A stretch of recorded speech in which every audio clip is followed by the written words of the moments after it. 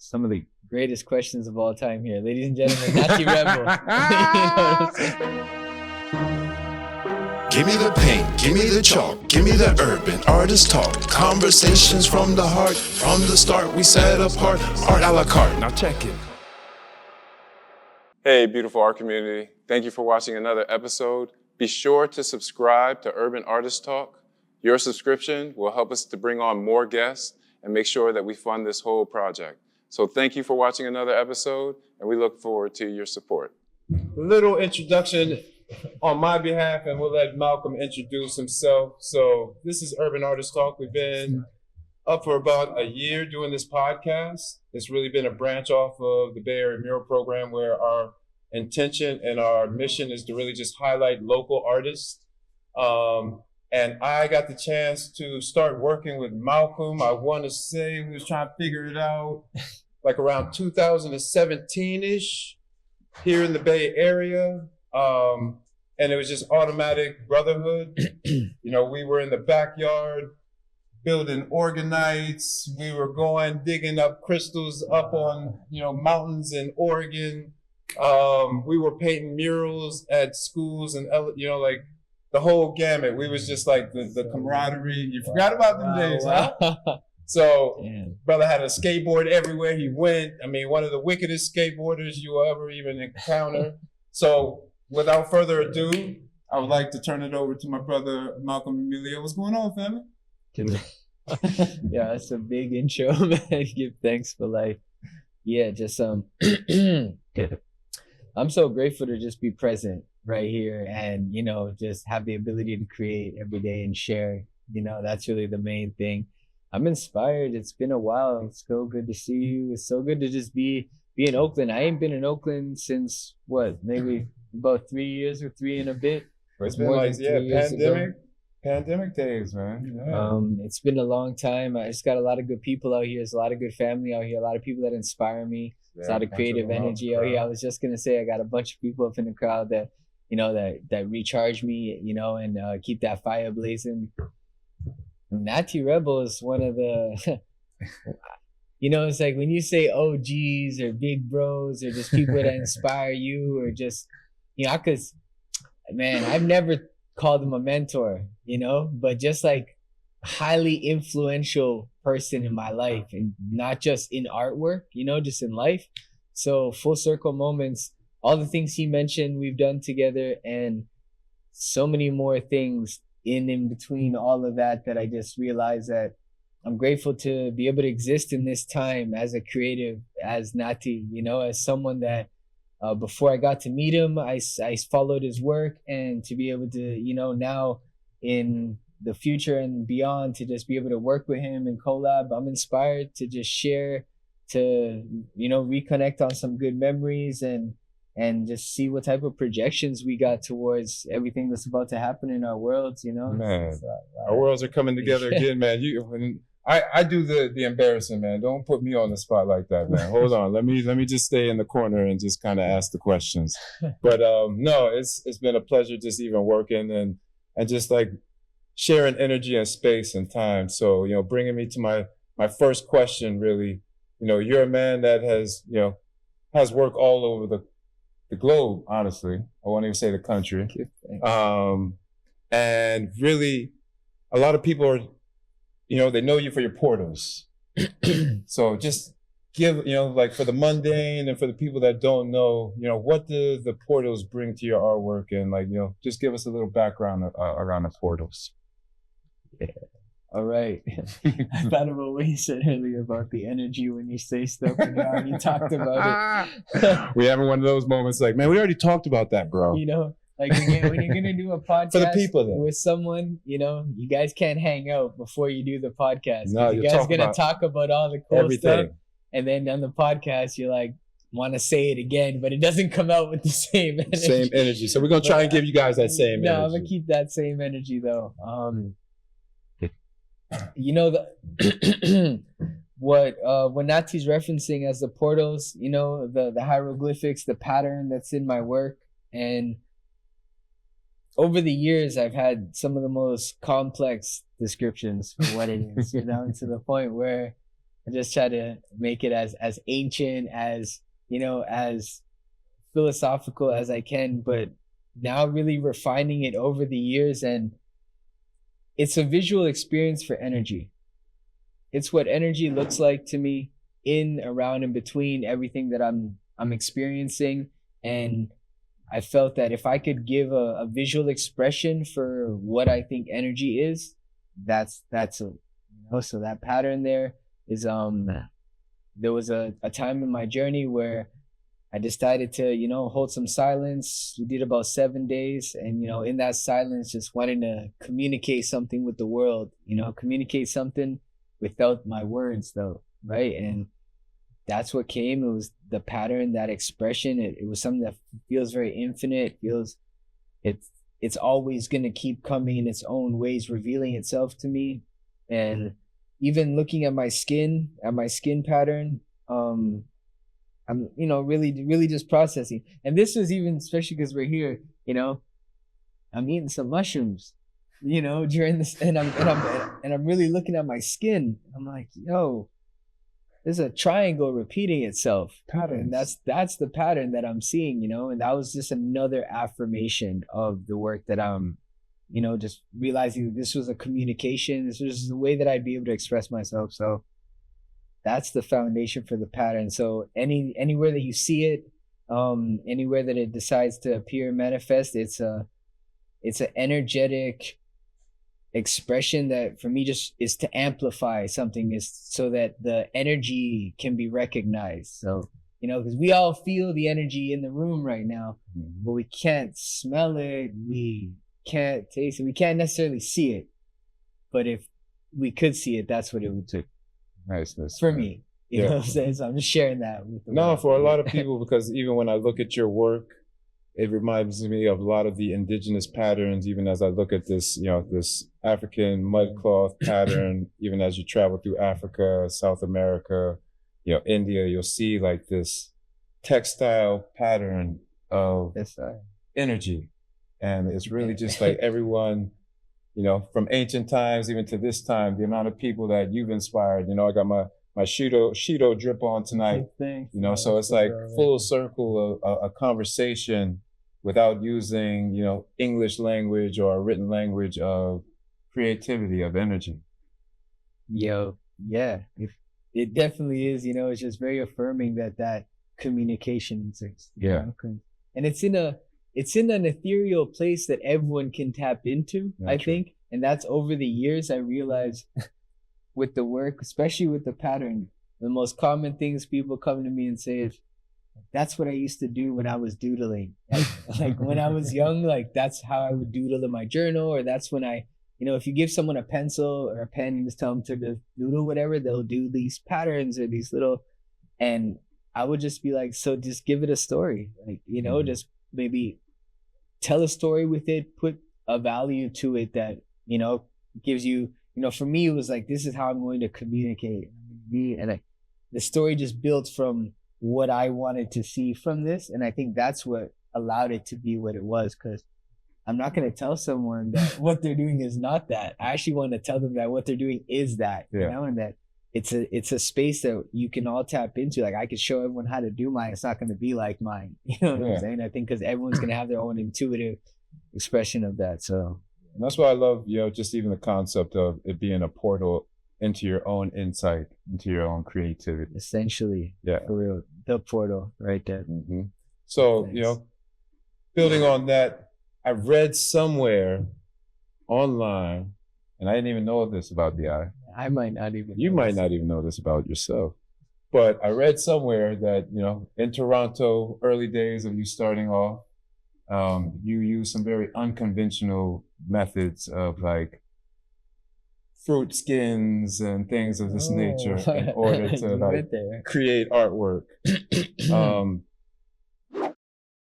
What's going on, good people? Andre Jahmora here, and as the executive director of the Bay Area Mural Program, I want to tell you about Chroma Paint. Chroma is our go-to brand, and we want to make sure it's your go-to brand too. Visit them at their website at chromaonline.com.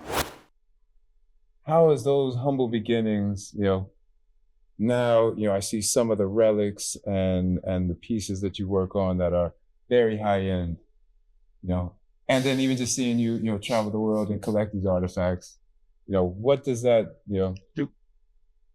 how does that resonate? And I'm gonna go back to the original question. Right. I'm with you. Yeah. So, working with like unconventional tools, fruit to create artwork, where does that come in? And how does that, sustain your artwork? Right. Mystical question. That was a mystical question. That was an art piece of a question. I think I want to start by, and it seems so for me over the years, this becomes simpler and simpler. Mm-hmm. It's the liberty, it's such an honest expression. I'm going to the park to paint and I got my fruits. Like, I was just in that natural flow. It's like, oh, I don't have brushes today. Yeah. So I'm gonna just peel this orange and I'm gonna just use this orange, and that was the beginning of it. It was just so honest. It's just, let me just use with what I have, like literally, intuitively. And then the exploration just comes from that. Like, okay, well, a palette knife, per se. A palette knife, the way they move the paint around. I go to a cucumber and I'm gonna just like cut the, and then use that skin and just as the palette knife, right? But the moisture is, oh man, I'm giving out the sauce.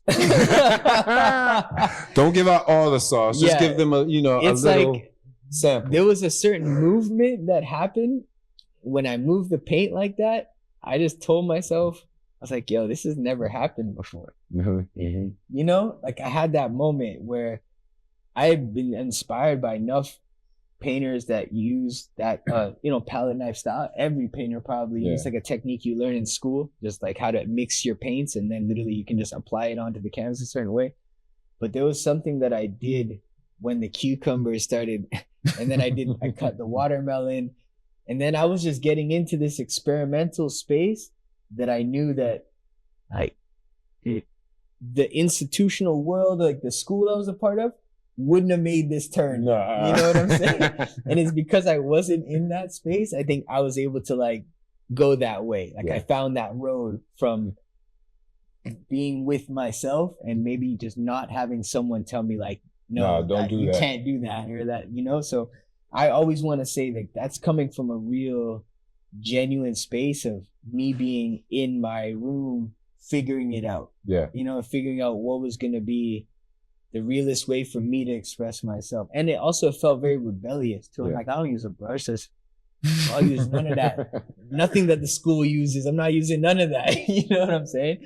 But then, it was all there was just so much curiosity there in that rebellion, So I think that's the beauty of art, and like even the journey of an artist is exploration, problem solving, finding different mediums and tools to work with. And a lot of times we restrain ourselves, because we know that this is how you're supposed to do it. You're supposed to use a brush. You're supposed to use a palette knife. But when we can break out of those norms, or even what, society says is the right way to do it, I feel like there's so much for us to learn and gather. And, that's what I really admire about the Eyes artwork. Just how you find those avenues of creativity that are so obvious that we overlook. Right? No, it's real. It's so simple that you just wouldn't let yourself do something so simple, because we're in a time where like the complexity has more value or something. Yeah. You know what I'm saying? And it's like, it's the value that's placed on your intuition. It's like, you can't do that, because only my intuition got me there. There's no thought of like, this is going to bring me something, or I can sell. I wasn't even in that world yet. I was just in discovery, so that's really, you see these artifacts here, these works,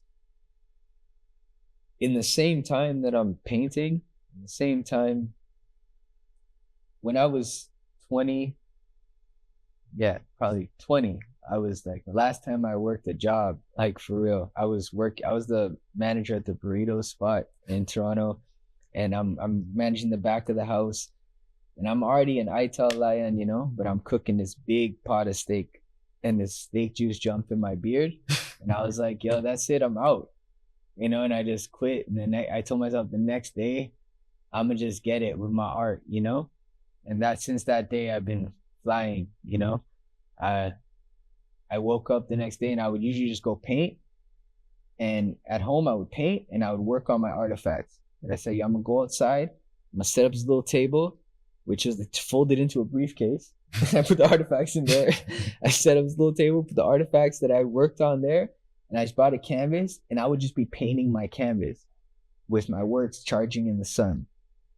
And then both of the things were growing together. Mm-hmm. I would paint and I would make my artifacts. I would paint, and they both connected me to two different worlds. Yeah. You know, because the artifacts, when people would come, like, what do you mean artifacts? What do you mean it's not jewelry? Like, you know, when I was talking about the crystals, it was like 2013, 14, you know, doing some stuff. They're like, what do you mean piezoelectric? Like, if I squeeze this crystal, it's gonna energy. Like, what are you talking about? You know, so there was that. But then my art, although I'm like a figurative expressionist, abstract, however you want to call it, painter, my art had a communication and a substance that affirmed my artifacts having this like ancient value to it. Right. You know, because my artwork was a modern representation of value. When my artwork was put in the galleries for certain prices, it represented this modern value. Right. But they couldn't apply that value to this because I was hanging on the side of a mountain wearing this crystal to come put it here. So there was no value to that, right? Right. These works have been parallel with each other along my journey and allowed me the humility and the balance to create really honest visual art, because I have this art to balance me, because it's like a priceless art that I can create. But the other art, I can put a price on it, you know? It's quantifiable. That really, balances I don't even know how to explain that, but you understand what I'm trying to say? I mean, it's all like, just as a creative, you know, like if you want to sustain yourself as an artist of any form, you have to find ways and avenues to sustain your livelihood, to pay bills, but then also sustain your soul as an artist, to even just be able to create what it is that you want and what you want to see, whether it be knitting, whether it's painting, whether it be music. Like, yeah, you might have to open up a music studio and record a couple of these songs so you can pay bills, but then this is what you go in late night and just work on those passion projects. So, you know, like, I feel like it's that same intrinsic value that you give to, you know, to your work. So I wanted to bring the next question in. You know, I see you making a lot of, you know, references in your artwork to your Caribbean and South American lineage. How does that play a role in your expression and in your artwork?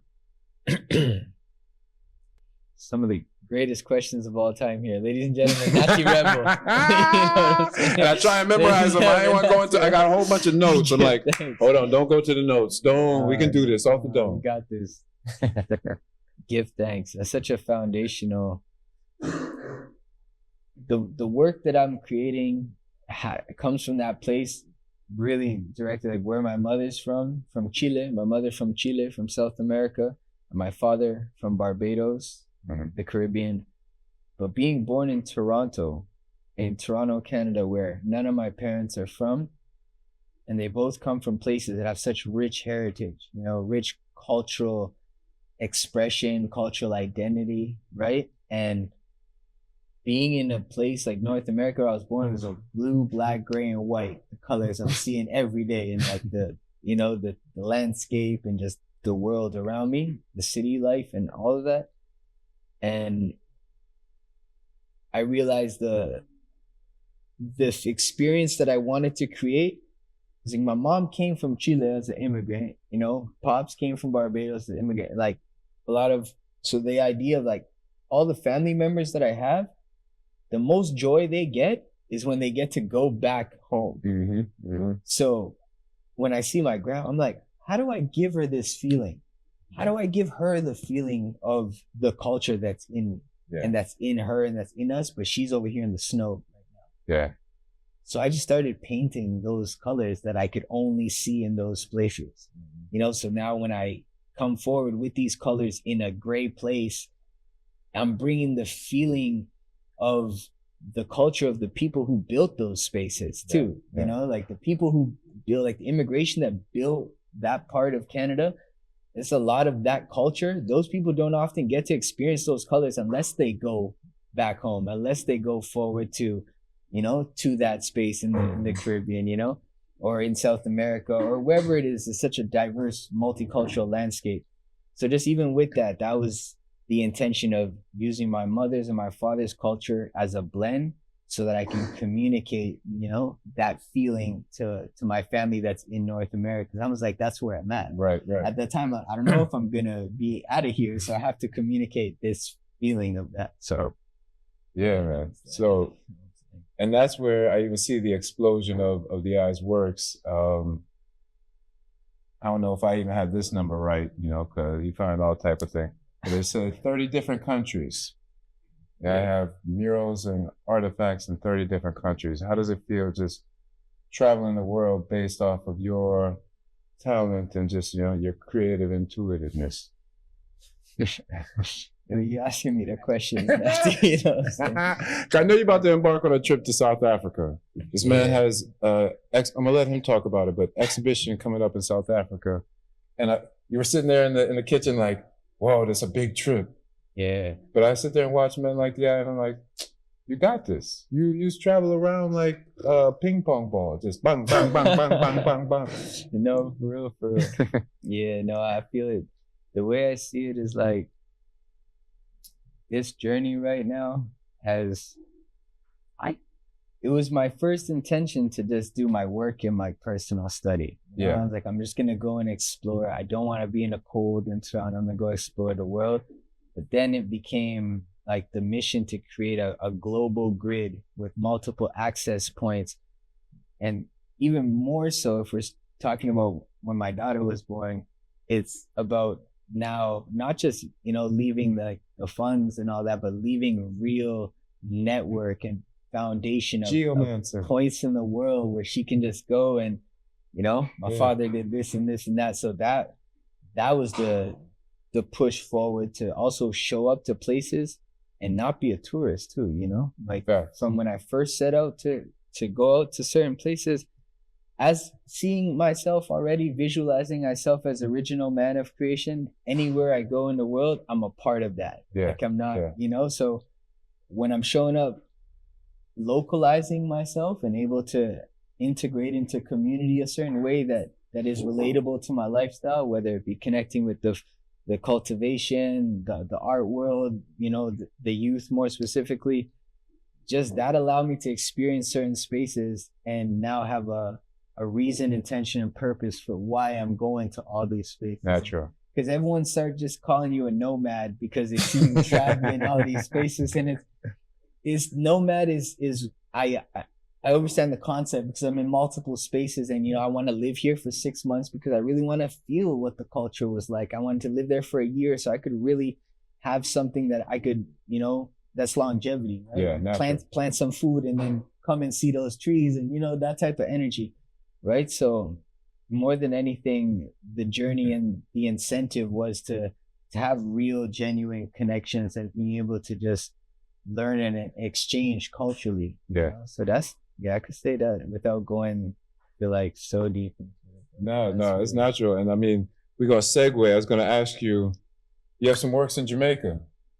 Can you speak on some of the works that you have in Jamaica? Because we got a special guest in the audience that's going to come up and join us in the. Okay. I'm going to scoot over in a minute, but you know we're going to segue by talking about some of your movements in Jamaica. Jamaica's a mystical experience. Very mystical. In my journey, for real. Is I from like 2011, 2012 was one of the first times I had gone out there and had certain experiences that really allowed a more introspective sight on Rastafari, you know, and more recently now being able to experience Rastafari in so many different ways that were really unexpected now through the plant medicine, you know, over the years through Nyabingi and then through artist retreats and artist residencies and being able to see the Jamaica Biennial grow over the years, just watching how the art, music, fashion, all those expressions are one. It's just, I have a lot of family out there that is just welcomed I and made I feel like home. So it's a space that I look forward to doing a lot of works with, most recently, I got the opportunity to really just, I don't want to say, I got to be a part of history and legacy by painting up the Skyline levels spot, and Skyline is big. Yeah, and Skyline is big. really For those, grateful. talk to I'm really people, tell them grateful about for Skyline, because not everybody knows Skyline. Man, I rather my brother tell them about Skyline as it comes you ready in, for Skyline talks? Yeah, All right, let me scoot over. I got my brother Kez, coming through. Appreciate it. Yeah, like, Yeah. Are you an artist struggling to sell your artwork? I know the feeling. I've been there, so much so that I decided to publish a book, The Art of Articulation. This book will help you not only navigate the art world, but give you the vocabulary to step into a room with confidence so you can sell your artwork. Pick up this book on Amazon today. we got Kez Namdi in the building. Yeah, man. Give thanks for passing through, man. That's love. Yeah, so, we was just talking about Yard and, works down there. But I know you do a lot of works here in California. A lot of people don't even realize. Yeah, you kind of like local on both sides. My children devote it, family devote it. Nice. So I basically get most of the time. Yeah, man. Man, that's powerful. It's home soon. Yeah, man. Hey, listen, we was just reasoning on that. And when's the next time, or when was the last time you were in Jamaica? Let's go. Like a month. Once a month? Yeah. Man, ping pong. Bang, bang, bang, bang, bang. No. In the start, Timo. Yeah, so let's get on that, because I was just out there about 3 months ago. Understand. Yeah, man. We hit Skyline, and we actually went to, I think it's your sister's restaurant up at the top there. Yeah, so we went by there. My wife's grandmother had passed away in Treasure Beach, so we went back for the funeral, and then we head over to Kingston, and just got to link up with Yarcore. That's my brethren, and went to the Lila IK. I think she had just dropped the Joey Badass tune. I was like, what is this? Okay, this is a little different. Then I got on the plane and listened to it again. I said, yeah, but this thing moved me. Yeah. So Skyline. Let's talk about Skyline.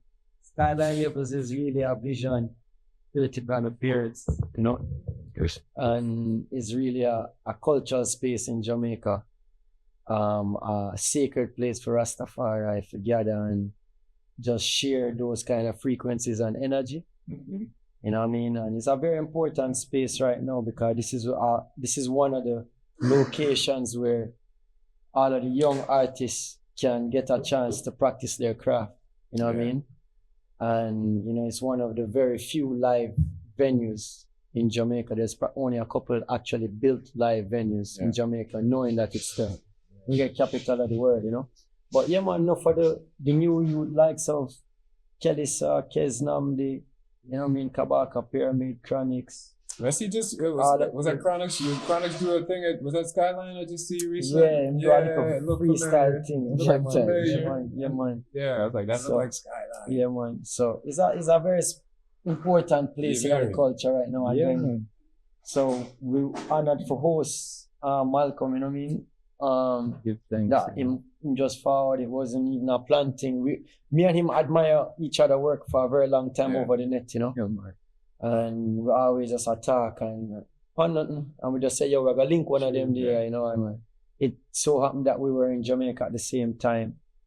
And we just say, make a link and come stay with you for like 3-4 days. And man, what a powerful youth, man. I never expect that, Me and him literally whole night just attack about everything, reasoning till 4 a.m. Yeah, man. And we are reasoning, and you know what I mean? And it was a special, it was a nice little connection we get for have, and the works for him do, man. Powerful youth, Man, you know what I mean? Like all him, night, like and just a generator. we buy some paint in the morning and we did do some rehearsal. So we did it outside, and by the time we come back, man, the whole of skyline levels on a portal, you know. It's like a portal, you know, when you walk in, and you know. And it's a journey we still not finished, you know what I mean? Which is the beauty of it. It's gonna be nice because that's even our skyline levels was just a roof when we was a youth growing up, you know. I know it is a venue, so it's a thing where it's a process, but yeah, man, powerful works, and me and Malcolm have enough journey and chat we do with the respectful art that we bringing out to the table, you know. Yeah, man. It's powerful. Yeah. Man. No, and Malcolm, tell me a little bit about the portal there at Skyline. Like, what was the meditation and inspiration behind? Because it's always something different that inspires the eye and I to really be a part of creation. So talk about it. You know, I guess it would be with grandfather. That's the this one, you know, that's the inspiration too, because enough one's gonna see the piece, so now you know a little background history. What they're just looking at. even it's interesting. It's not even the pressure, it's just an honor, because it's like the piece that I painted is the entrance of the space, you know. So in my mind I'm like, yo, this is what they're gonna go through and what they're gonna come out of. Like this is the entrance and the, you know, the exodus. So I think just for me was making sure that the colors was gonna stimulate how I say, not just gratitude, but stimulate the livity, creation. Like the space itself has all the colors of the green and the fruits and the vegetables. So what I added was this teal kind of blue blend on top of this yellow that just bounces. Like that. It just make it pop. You know, it was just a feeling that I was like, I want to make sure that when you come through here, you don't just feel the energy. Once again, you see it, you just like, you just you see it in a way that just allows you to visualize, you know, so a portal, something that really allows you to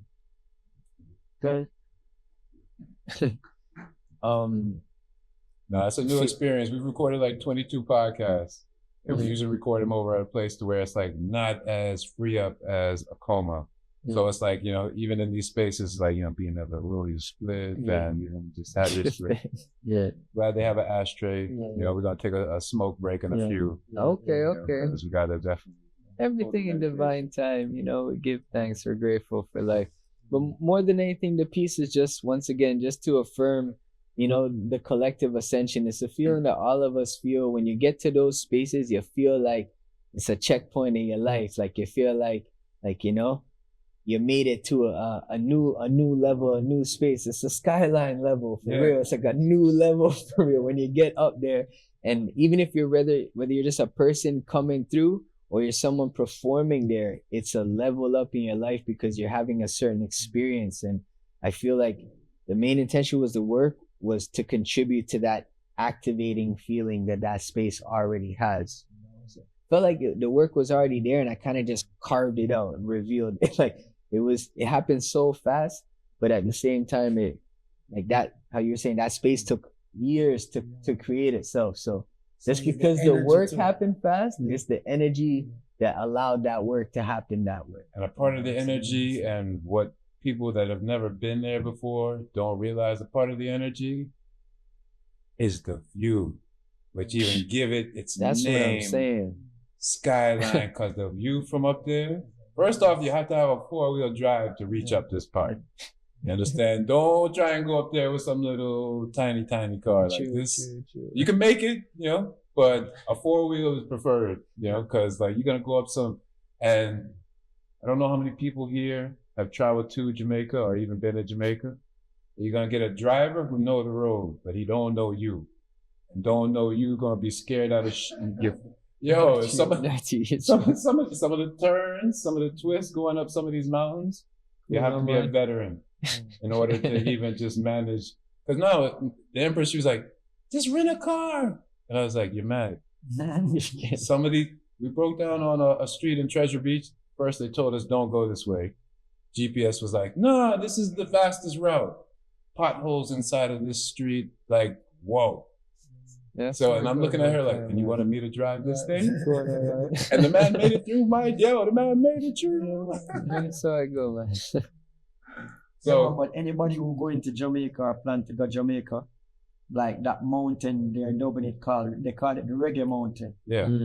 And I think you should definitely take a chance. Yes, sir. It's not even just Skyline, it was 1 minute, 30 seconds from there, there's another place called the Dub Club, which is run by Gabriel Selassie. That's the alright. Which has been holding Long time. roots and dub music and the spiritual side of music in Jamaica for a long time. So I think, when you go there, you'll understand why I said this. It's worth the trek. As him says, like a real checkpoint. There are certain checkpoints in Earth, and when you're there, you'll know you'll know when is that checkpoint, when you realize this is a checkpoint in the Earth where it just center your energy back again, and it's all over the world. I think that mountain is one of them. Gotcha. For sure. I'm not enough work stuff on right now. Man, so I don't even know where to even take the conversation, because I know you was also in Jamaica. You made a trip down by Sita and did some works over by Sita. And then even, Kez Namdi, I want to even get some of the conversation. I don't know how much time you have tonight, if you're going to be with us for the duration, but, I'll reason with you, even just on, some of the works that you have coming up. What? Yeah, you have some powerful tunes like Victory. Victory is one that we played enough at the house. And then you have some new tunes like Pressure. What are you working on? What you got going for the people? Oh, it's hot right now. It's hot. We just finished the album. Okay. So we released the album like anytime like June, around there. And so Identity Crisis was the first release. And then we did another song called Pressure. We just released the third single called Time. Amazing. And then one more single, two more singles before we drop the album. We're actually gonna do 2 shows. We're about to announce it right now. One in LA and one in May 12th and May 22nd. Anything up Northern California? We're doing Reggae on the River. Okay, all right. I was about to say, don't leave out, don't. I just had a podcast with Desiree, and I was like, so glad you stopped in the open, because enough people just skip over the Bay, like, yeah. No, man, be a special, man. Yeah, man. Can't skip over. Especially when it comes to reggae. Man, serious, man. But yeah, we're doing reggae on the River, so that's gonna be our first time in a long while since we performed here at Judd. It's been like 3 years. Yeah. Serious. So even with the new album coming out, any collaborations that we can look forward to? Enough collaboration. One we just recorded yesterday. Talk to the people. La Rosa. You know the people want to know. With who? La Rosa. Stop it! Yeah, La Rosa. Yeah. All right. So that's what This is the Urban Artist Talk, and a lot of the guests that have been on have been like visual artists, but mostly local, hyper focused on just the Bay Area. So most of our viewers are gonna know Russell. And, yeah, man, he was at the show where we just left, and they were performing at the Olympics. It was me, Russell, and Gucci, man. Nice. Hold on. You hear a couple of little seconds. Gucci, man. Gucci, man. Man, hey. That was the first time we did connect with Larissa, The man just humble you. Yeah, man. I'm doing some powerful things. Yeah, it's a good youth here. Just everything was just natural, and invite us to let Team Airbnb record us some. Nice. Doing that. We have a powerful tune with Massacre. A forward on the album. We have our next bad one with Mavada coming out. What? Like couple weeks. Yes. So we have some nice, but forget the features, just the body of work. Yeah, it's a year and a half I've been working on that album. I'm gonna hear the time on the delicacies and their everything with it. that way here, and it's something where you can live with and grow it. Man, well, that's one thing I've always admired and loved about the eye as an artist is just being able to find that nice balance, that nice middle ground of, because your lyrics have always been conscious and straight, like not even that, but you know how to make the vibes and the energy now, current. Relevant, you know? Yeah, you know how to stay relevant. My father always tell me, say, yo, when you have the music, you have to stay up on the pulse of the people. Yeah. True, man. So, I really think stay up on the pulse, cause art is meant to, Nina Simone said, art is meant to reflect the times, you know what I mean? Yeah, man. Have to. So that is the true great art is the one that reflects the times, I can't say. Yeah. Listen. Boss. So Malcolm. Hi. Kevin, you can ring in at any time. We'll kind of shift back to some of the artistry and just balance. I feel like this life is all about balance, right? So I know you've worked with a lot of galleries up in Toronto, some galleries in LA. How do you find, balancing the big corporate projects, with keeping it root to root? Because it's a thing, as we talk about, like some real questions this whole time. Well, it's because I have to live these things and I have to find these balances even within I-Man work. I'm telling you, yeah, man. What is that? That fine line. How do you walk that walk? Give thanks, Matty. Often I feel like I'm asked this question, and I always have the same answer. I say it's the liberty I get. It's something that, at that age that I was telling y'all about, when I let go of the job and I went and just started, like I just committed to the works, that's a real surrender, that's a real, just livicate myself to this work, devotion, and with that comes a certain embodiment that carries me through those spaces, knowing that this is my life, it's not my job, Fire? Yeah, man. Especially in those spaces with the gallery and all, the main thing that they're holding over you is that you need this. Right. But that gallery don't exist without the work. So as much as it's like we need each other, but just having that rootedness within, I committed to this already. Like I'm not gonna be 45, 50 and think maybe I'll try something. I'm doing this and I've been doing, and this is what, you're gonna see I'm doing. So I think that is what allows me to keep grounded and stay rooted while doing the things that I have to do, because I've already gone in with a certain purpose. The same thing when you say dance a yard before you dance abroad, is when I went to LA, even specifically where all the more so big gallery art stuff started happening, I realized everyone around me, someone said they came to LA to make it. You know what I'm saying? I was like, but did you make it in your space first? Because in my space, I made it. Like I did what I had to. I reached the ceiling that they put there for what you could do as an artist. I did that, so I had to do that and know that, because I did that, I could go somewhere else and do that, and when I got to LA, I came through and was able to know that this isn't like, I'm not coming here to apply for a job. I'm not coming out here to feel like this art is a dependency, because that might take away from the intuitive connection I have to expressing myself. So, right? But that's really the main thing in those situations I realized, because often there were so many opportunities where I realized if I was a different person, or maybe a little bit less of how strict I am or whatever, like I ain't never drank, Russ. I was 14, 15. I tried every drink, everything you could try. And I was like, I don't like this. I'm never going to do this again. And I never drank again. I'm 35, So just that type of thing. So now when I go to places with art, so many art deals are made at dinner or for drinks. Yeah. Because I tell you for so long, all the places back then when I was doing art gallery meetings, like we're going to eat, I can't eat there. They ain't got nothing for me to eat there. And I get there and then everyone's drinking and they want to make deals like that. I was like, you know what?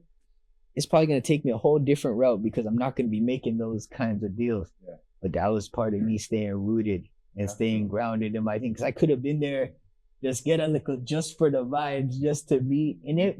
And it would have maybe got me to where I am now faster. But I'm here still. And I just took a different faster, route. but then also with the vantage point, people looking at the lack of authenticity. Well, that too. And that's what I'm most grateful for, is getting to be here.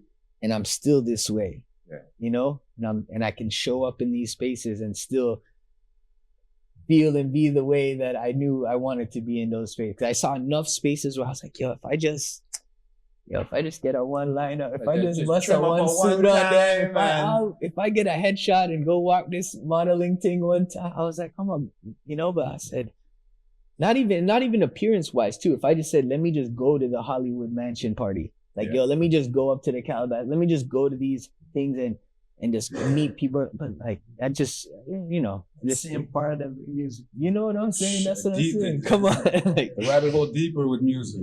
It must be, because. But not even with the visual arts, they have their little spirit cooking parties. And, it's like, if you ain't in certain rooms, like, you just don't get that play. You don't get That's that how visual. You don't get the push. We have a question to you. Yes, sir. So, as a young artist, right, visual artist, like looking at your journey, right, in this modern space where you have technology and stuff, one of the hardest things any kind of artist have to figure out is how to make a living so they can make their art, right? So, where do you start in this space to even get to the levels where you climb, bro? Where you're traveling all around the world and connecting through art and making a living off of it. Give thanks, but that's a real question. And that's one of the reasons why I've been putting together this, I really want to call it a workshop or something. It's called Creative Currency, where I'm really just taking a lot of the insights and aspects of how I've done it and making it like more tangibly integratable into someone's life, It really starts off with, and it may sound cliche, it may sound like so simple, but it has to be simplified in that way so that it can be globally palatable. And that's what I've learned the most right now, is if I'm going to explain to youth, if I'm going to explain to the upcoming one, I feel like a couple years back, I would have explained it in a more of a metaphysical way, a way that would have been like, that internal source from inside, you gotta create from there. You know what I'm saying? So where I'm at now, it's like, I could tell you what you want to do is find your style, select a body of your work that you feel most represents you. Yeah. Put it together in a way that you could share and present yourself, whether it be a portfolio, whether it be, audio visual presentation of your work, like a PowerPoint or whatever, but have something that you can share as an artist statement, a bio, your reason for doing this, and being able to research spaces in the world that inspire you and reflect the lifestyle that you want, and you send out some honest emails and proposals with your work, and you know within yourself that you are and represent exactly what you're creating. And that right there is what can do it, because the only thing left right now with AI, with all that, is the only thing that can't be done is authenticity and intuitive expression. And if someone can minimize that external influence and go within themselves and say, this is the art that I want to share, this is the reason why, this is how I'm going to present it, and I'm going to present it to the world, that energy will pierce through all of the other stuff that people are doing, because a lot of the other stuff is not going to be rooted in that type of honest simplicity, and what has been to me the most consistent part in this journey, that I can now, when a youth comes up to me, I need to give him something that he could really do. Like, go take 5 photos of your favorite paintings, put them in a folder, write a paragraph about, I simplify it to the most honest way, because I got to be able to explain it to my daughter when he come up, so, but that itself, Ross, I'm telling you, is having the confidence too, to put yourself and present yourself and say, this is my art, this is what I do. This is how I've chosen to represent myself, and have a value that you put on it and a story that you put on it. And I'm guaranteeing that will surpass all the people that applied with like a ChatGPT thing, all the people that applied with the idea of what they thought was going to be cool. Correct. You know what I'm saying? Or what they thought was what they were supposed to do. It's authentic. Because the person who just did what felt most like directly and honest to him is the person who's going to get the push now. Maybe not before, but now. Yeah. Because now everyone's so flooded with the things that are artificial. So the most honest things, that purity, it has a different light to it. They get the push right now, the time we're in right now.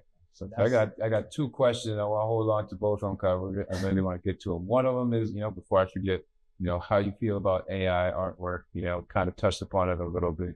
But then the first one that I was reading or meditating upon was, say it takes 10,000 hours to master it. Yeah, roughly. In the art of business, because you got to make a living as an artist, right? Do you feel like you need to hone your craft for them 10,000 hours before you put your art into a business? Especially in this age where, somebody could go on Instagram and then take a couple photos and call themselves a photographer. Somebody record one song and call themselves a singer. Paint one painting and call themselves a painter. I feel, yeah. From an art perspective, I feel like saying that Mr. Neil painter, but like not doesn't mean that you're not for sharing. You have to still share. Right. First painting, first song, share it. You know what I mean? Share it. Don't brag about it, just share it.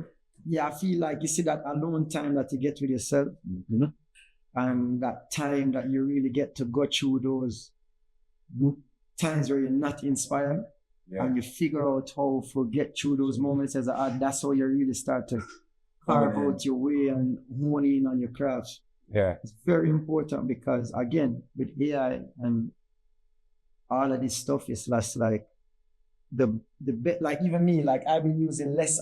I don't even use on this album. I didn't even use autotune. You know what I mean? Like, and it's your voice don't need it. Yeah, but autotune is made for good singers. It wasn't made for bad singers. True indeed. Yeah. It was just a shot, just like you're not supposed to hear autotune when you use it properly. Yeah, true. But that's like a common thing that 95% of this industry still uses autotune. But it's like they might try to get you to sound more and more like AI. Same thing with image. So owning on your craft and then 10,000 hours there. It's critical to make you be different, and what you bring to the table different to the world. Yeah. You know what I mean? Because the difference what you bring to the world is what's going to make you that much more special. Yeah. Master and you. Give thanks. Can't nobody else do. Give thanks. Yeah. I will add that to what I said about what I would tell the youth when he's gathering his whole work and stuff. In between that, put in a 10,000 hours. Before you send all them emails, put in a 10,000, then send over them It's a balance, because like it's not just on some honest stuff too, because I don't want to just send them out there without enough bullets, and send them without enough ammunition. So you know what, put in some hours and then get out there. We had this conversation at other podcasts. Can't just send them out there. Even for the young artists that I work with, it's like create and don't let anybody tell you you can't do this. Right? Because even when people have told me I can't do it, it's just more fuel for the fire. And that's why critique is dangerous. Yeah. Critique is dangerous at the wrong time. You know what I mean? That's why it's good to take your 10,000, because whether good or bad, sometimes flattering and somebody telling you that it sounds good, put too much pressure on yourself versus, or even bad critiques to make you uninspired to work on it. So I think critique, like, I don't like to hear.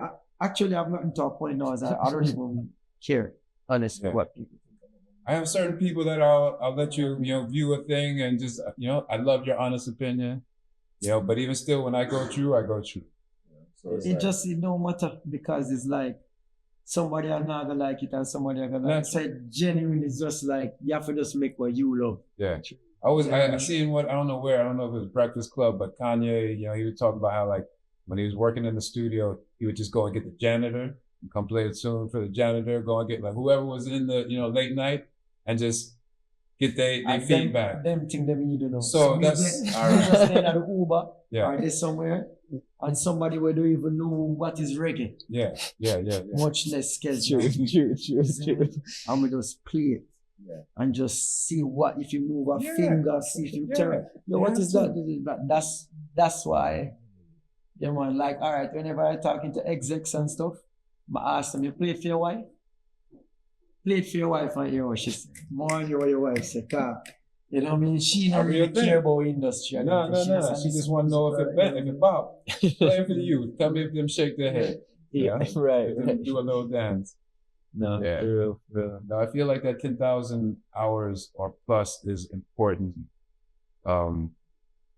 You know, like I was saying, you know, the youth, you know, I never want to deter anybody from, you know, just honing their craft, putting it out there in the world. Right. But Put it in a container. don't sit there and try and compare yourself to no big man until you put in, and even when you do put in that 10, still, it's not even a comparison type thing, but it's like, until you put in the 10,000 hours, because once you put in that 10,000 hours, you're not really going to want to compare yourself to nobody. When you start off a thing, you have inspiration. Yeah, Bob inspired me. Yeah, Basquiat inspired me. Yeah, this one inspired. That's, you know, the growing process. At 10,000 hours, you get to wrestle with that, find out what it is you isn't, what it is you are, and it's like, all right. So it's like, that 10,000 hours to me is very critical. Yeah, man. It refines you, you know? I mean, we give thanks. Man, so, Malcolm, journey, use reason upon it. Started in LA, came up here to Oakland today, finished the rest of the journey, you end up in South Africa. What you got planned for the trek? I have a very mystical chud. I be getting flights to places with long stopovers so that I can just go and experience the country for the day. I didn't need to do that one on this trip, but I did. Tomorrow I'm gonna fly to Toronto, and then the next day I'm flying to Amsterdam. And then I'm in Amsterdam for 7 hours. And then I'm flying to Kenya. I'm in Kenya for 8 hours. Then I'm flying to South Africa. And I'll be in South Africa showing for 6 weeks. Yeah, I got 6 weeks from South Africa showing some works in. So you bring art. Well, here's the art, brother. Yeah. Exactly, he's the painting.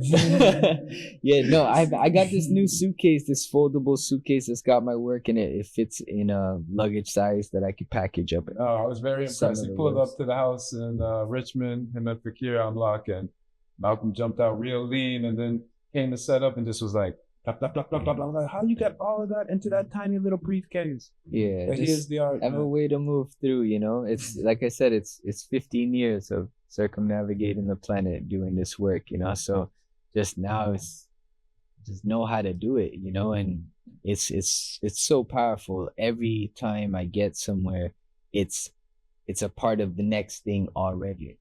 So my body's really just catching up to my mind and my visualization, you know, my very strong in visualizing right now. So sometimes I'm there before I get there. So, you know, I'm already now. It's a time travel, man. You have to reach places. I remember just doing paintings of Africa. Some of them, yes, sir. Early paintings was before I even touched down for the millennium in Ethiopia. But once I touched down, it was like, yeah, it's supposed to be here. I already paint this, draw this, chant about it, sing about it. Right. This is where, you know. No, there was even so mad because my youth, their mom is from Zanzibar. So, you know, for holiday, we'd go over to the mainland in Tanzania and go on like safari or just go to the water park. One Christmas, Christmas in Africa, just, you know, because it's the best. You know, weather beautiful, everything nice. And it's a Christmas party. And this must have been like, in Zanzibar, right? It's like a full moon party? No, not the full moon party. I've been to the full moon party, but we're in Tanzania and there's a flyer for Kes Namdi in Tanzania for this Christmas party. What? And I never reached it because I had the youth, but I seen it and I was like, this is back in the early. But you passed through, you've done shows in Tanzania. I do one show in Tanzania. One show? I saw the flyer for that one show. Was it around Christmas? It was like, I want to say, I would say it's around that time. Yeah. So then I found out the family and the connections to tell. I was just like, you know what, man, not true. That's how it's supposed to be. Thanks, a nice place. Beautiful place. So your journey to South Africa. This your first time on the continent? No, I was Talk about it. yeah, man, give thanks. Last year I got to show some works in Ivory Coast. I did 4 months in La Côte d'Ivoire. I learned how to speak French. Je parlais français un petit peu. Je suis un peintre d'abstract. Beaucoup de mon inspiration, c'est de la vie naturelle, des fruits, des végétales. Je mangeais beaucoup de légumes. You know, I was just flowing into letting y'all know that I got some vegetable food. Yeah. Oh yeah, see. Yeah, I hear some veggie you wanted some veggie food. Yeah. I'm just saying, you know, I'm saying I can move around if y'all need me in any French speaking Alright, space. there we But go. Some food thing. yeah, yeah. So I need to know how to say, you know, certain things. But I was out there, and a really amazing thing that happened out there was the Cup of Nations, you know, the African Soccer Cup, football cup, and it happened out there in Ivory Coast, and the whole continent was there. And my exhibit opened on the week that the cup started. So it was just all these people. It was just an amazing experience. Give thanks to anything in Africa, the energy is like times 10. Times 10. Yo. Like if you go to a little match here, if you go to a match over there, stadium it's just though. like, yo, Stadium, it's listen. electrifying. And even an artist, like even, you know, like seeing an artist here, you get a nice show. But in Africa, No, Burner in Africa is different. man, even a reggae artist from them touchdown in Africa, Different. people will sleep under the stage the night before, Right, 2 nights before, just to make sure they're inside of the place. No, it's a real thing, guys. It's a real I've thing. seen it. Yo, I got to, so this, I'm just going to mention this. I get to Ivory Coast, my first day. The first day I get there, I meet Dawit, and he invites me to his family's house. You know, I went to school with an Ethiopian. Okay. That's how me and him. another way. Yeah, a lot of friends circles that are just really tight that, you know, I got to meet him. And then I'm also out there, and for my whole my residency is about to start, and I just want to listen to French reggae music, you know, and who comes up from, I remember from the midnight track was Tiken Jah Fakoly, right? He's the president of all of Ivory Coast. He's Malian and Ivorian, but I would just say of all of Francophone Africa, he's, you know, him, Alpha Blondie, Ismail, Isaac, you know, they're just some of the Salif Keita, yeah. all of them on there, some of the ancients, you know, all Lucky Dube and all of them on there, you know. But so I got to listen to Tiken Jah's albums, and there was one album I'm playing on repeat, just playing it every day, just listening, learning how to speak through the lyrics, you know, just asking people, yo, what's he saying right there? Okay, now I know what he's saying. I know how to say that to people. I can go and talk about the revolution because I just heard it in the song. I'm in the taxi talking about, oh, la politique, you know what I'm saying? So I'm swerving. And then the last day of the residency, I'm on the gram, and I see that Tiken's in Ivory Coast about to perform for his first time in years. And it's in Kumasi. It's about 40 minutes. I'm in the Yango. It's just the Uber that they got. I'm in there, and I just go, and I'm at the concert now, and I'm watching him perform all the songs I just listened to while I was performing. You know, it was just, that was a full circle moment. And before that, hold on, the second day of the residency, after I found out about Tiken, I'm at the residency, and I look outside, and I'm hearing this Canadian voice, and it's my brethren Abdoulaye and his wife, who I'm hearing speaking. I ain't seen them in 10 years. This is my family from Toronto, but Abdullah is from Ivory Coast. He shows up, come upstairs. I don't know if I'm supposed to say this. I'm gonna say it anyway. He's just like, yo, family, everything cool. We about to go traveling. Here's the key to the house. If you need to stay, we about to be gone for a month. Dude, I'm landing Ivory Coast, and now I just have a key to like my palace. a palace, you know. I know what I was supposed to say, you know, in Ivory Coast. I'm like, yo, this place is mystical. Because I'm like, I got Dawit's family. I'm with TK, and like all these things were happening that was just real alignment. That's what I said. It's the fruits of seeds planted so long ago. Because man, I've been visualizing and speaking these things for so many years before my body caught up to them. Yeah. So yeah, give thanks there, man. Ivory Coast was a shift. Even what it took to get there. I still haven't been to Ethiopia. I did a stopover in Ethiopia, and I was at the airport for like 8 hours like this, looking out. Yeah, Ethiopia when Couldn't it's get strict. out. I couldn't get out the window. Most places, if you have 7+ hours, they'll let you get out and see the cut. But Ethiopia, I just needed a visa. oh, okay. They changed Even my in the flight. airport, like, they don't even let too many people inside of the airport. As soon as you touch down, they like grab your bags and go. You want to eat outside. We ain't having too many people eat in the airport. They was like, Ethiopia just have an army thing to it. Yeah. Them whole feeling out there Real military. is just a military thing out there. You gotta Like like every make stoplight, you see soldier. yeah. Like You have the to make an Malcolm-Emilio effort to just Saguan. kind of like not pay attention to If the my boy, politics. you can just tell, say, yo, Civil War can just happen anytime. Anytime. That's real. Okay. Man, so since we're here at Akoma, I wanted to even just have a little reasoning on the psilocybin. You know, Okay. we touched base on Okay. in the earlies, but how long have you been an advocate for psilocybin? You know, consciously, you know, in Not your the works word and in your art. advocate.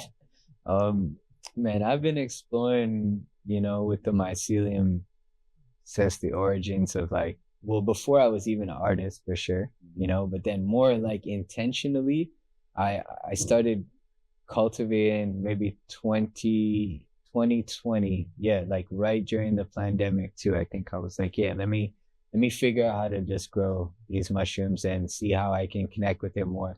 I would say all of my work or even intention to go into that was from Baba Kalindi, you know, Baba Kalindi IE, and family, in Detroit. Yeah, that was just my foundation intro into realizing that there was a space in this world that wasn't just what I thought it was before that. You know what I'm saying?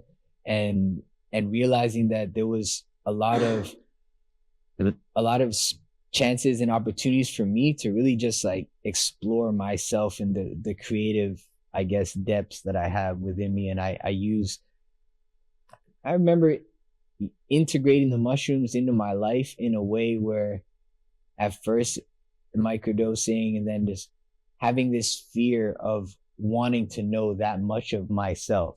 That's why I didn't want to do no like bigger doses, because I was just like, I don't know how much more of myself I'm ready to find out right now. Like I think I know a lot about right now, you know, but then with Baba and, you know, just slowly, because I'm growing them now, like it's just around me, you know, it's like, okay, we could just eat an eighth now. And Yeah. okay, now next year it's like, okay, like now we eat quarters and now we just eat, you know what I'm saying? But it was only, I think there was a level. It's like I would go up by 3s, 3, 6, 9, 12.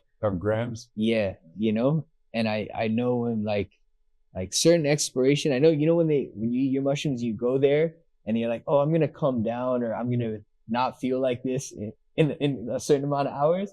I feel like once you like 9 or 10 or any, you go there and you stay there. Like, Yeah, man. that's who I am now.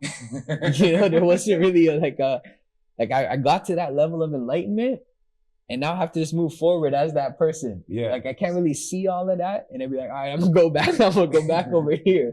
You know, so I remember just that was also very encouraging to me to realize like I could share this with the people around me, because what I thought I couldn't do revealed to me was like a very real natural thing. Like you can eat that much mushrooms, but it's the intention that you going in with that with, and also like where you're at with yourself, like really,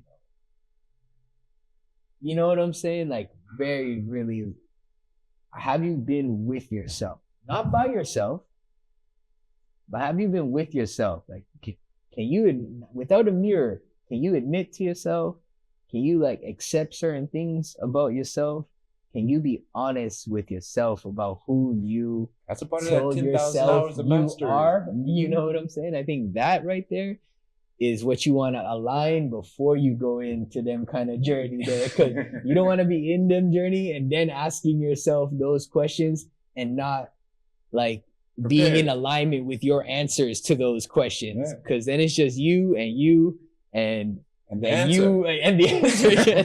And you know, then you just running in Sometimes circles, you're you not know, ready for the like, yeah. So my thing to say was like, I've been a part of that exploration, but I'm just grateful that I had some sort of awareness or at least integration of like applied wisdom to be able to have the experiences that I've had with the psilocybin that have allowed me to create and navigate the way that I do. You know what I'm saying? Because knowledge is everywhere. Knowledge is acquired everywhere. Wisdom is applied, but the spirit is embodied. So once you get into the... yeah, that memorized? Tell them again. I don't know if they caught that the first Okay, time. check it. And this is something that I've been processing with a lot. It's part of this painting I'm working on. It's like knowledge is everywhere. The age of information, our phones, and knowledge is everywhere. So knowledge is acquired, right? You can acquire knowledge. Wisdom is applied. Wisdom is out of the knowledge that you've acquired, what you've chosen to apply, But the spirit is an embodiment. So it's like, you see it there, because that level of you connecting with the mushroom a certain way is the becoming, because the knowledge acquired was you found out about the mushroom. Yeah. The wisdom applied was you decided to trust yourself enough to eat the mushrooms. And then the embodiment is like you becoming one in harmony with the experience of that. You know what I'm saying? Moving forward in that. And so I encourage like everyone to explore that space within themselves, as they, go into that journey, because it's a beautiful thing. I don't think it's anything to be feared. I don't think it's anything to be scared of. I think it's only what is to be scared is the parts of yourself that you're not willing to know yet. Like be scared be more scared of that than the mushrooms. You know what I'm saying? Like that's one thing. So, the mushrooms are just a part of the journey. It's just like another food, just like the herb. Ganja is another herb that I use. Like all the herbs in my garden, ganja is a part of that. And, the mushroom is just a part of, just, how would I say, the other side of my garden. You know what I'm saying? And it's just, one with that. Best way to put it. What about the idea with psilocybin? He said, next question. You can always move on. Nah. These still the soft questions. I got the tough one. I always used to afraid of them things, Yeah, man. Talk about afraid of them things. And, one time I did try shoes one time when I could really relate to what you were saying about just like you acquire that information and it just stay like you don't leave out of that state. No, you stay with that. And I got very sick, so I couldn't really enjoy it. I was just very like busy, like I felt like, But one thing that was very spiritual was the empathy, bro. I just felt this empathy towards humanity. I don't know how to explain it, bro. But it never left me, bro. It never left me, and not real. And I was kind of turned off not because of the feeling, but because of the feeling sick. So not that I won't do it again, but just I know that if I do it, I can't just do it loose, just in case we get sick like that. I would be like, I would have to make sure I say, I have a whole month.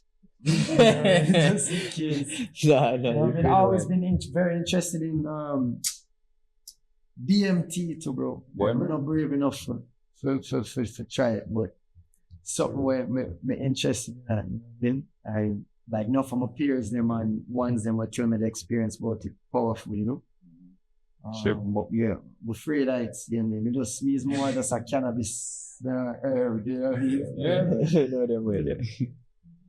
Yeah, no. So even with the cannabis, because I feel like all of these things, like you said, are just different parts of the garden, right? So I feel like you have belly food, and then you have brain food. So I put cannabis and even mushrooms into that section of brain food. Yes, I. To where it's like you have certain things to where it's like, you want to stimulate your belly, but you also have things that you need to stimulate. Mm-hmm. I'm right there with the eye.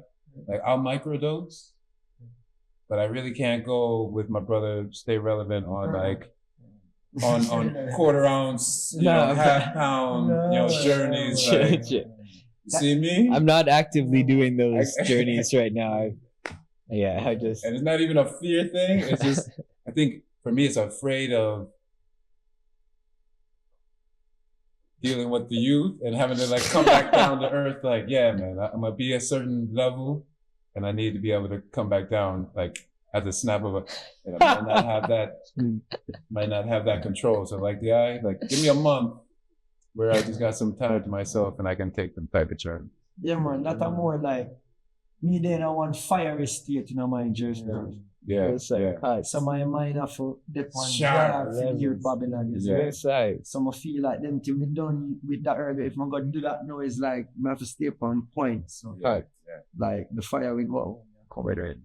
That makes reason why we don't want to get too eerie, you know? Yeah. Guys are eerie, you become eerie, you know? Yeah, sure. Yeah. So let me see. I'm trying not to go to my notes, but there was something that what was it that I really wanted to reason with the iPhone? And this is where it always happened. I know we got to turn off the camera and be like, yo. But I might have to check in the notes real quick because there's something that I wanted to make sure. Got that. Got the collaborations. Michael Rebel. Yeah. Check the head. Yeah, I think it was really touched upon. Yeah. Yeah, man. I would just briefly about the organites and the things that we was building, but yeah, man, this is all part of the art. I just want to say one last thing before we seal up about the works, and I'm saying this so it's documented more, so everyone that's here give thanks. I really want people, like when they see I with the works in real time, to value the in-person connection and the in-person experience of these works, because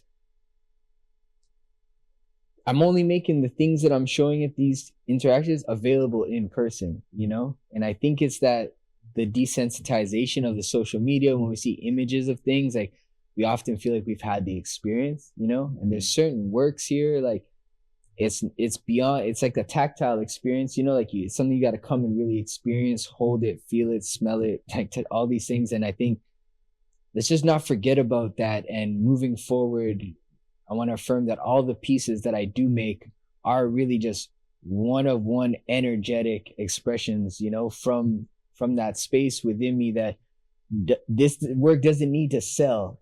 It's just going to get to where it gets to, and the exchanges that happen for them, they're already written, you know, but it's about the story that it's telling and about each of us being a part of each other's story in those ways, you know? So just seeing certain things and visualizing how we can integrate them into our future. I think that's something I want everyone to carry with them, is to see things that they may not necessarily have seen, or like how these things could be a part of your life, but just open up to the curiosity of having things that are one of one, and like taking life and customizing it, not accepting no default versions of things, or things that can be mass produced, or things that, you know, don't have the energetic imprint of like another human in it. You know, it's so easy for us to just be replaced, and for these real tangible activated electrical artifacts to just go dismissed because they're not being produced by a machine,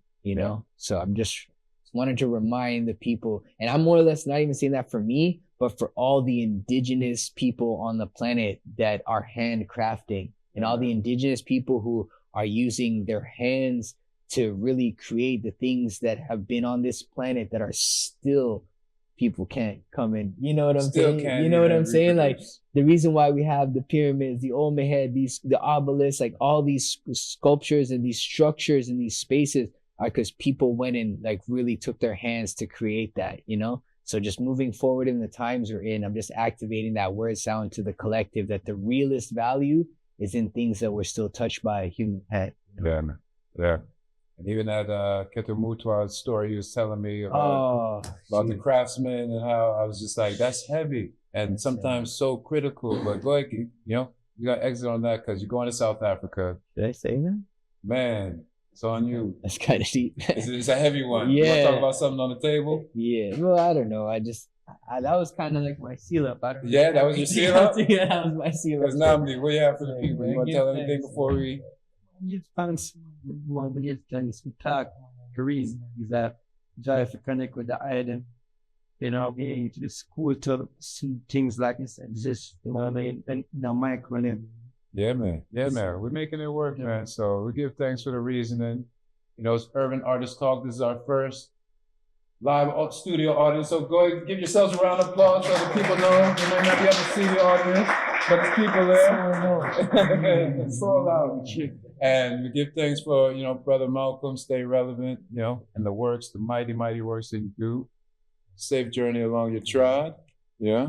Guys, Namdi, we'll give thanks for life. Glad you could swing through. Malcolm told us last minute. I was like, well, sure. Let me find a third seat and like seal this thing up, man. So, yeah, mighty works coming from both artists. So please, everybody, give a round of applause to the two guests of the mighty Urban Artist Talk. So, Give me the paint, give me the chalk, give me the Urban Artist Talk. Give me the paint, give me the chalk, give me the Urban Artist Talk.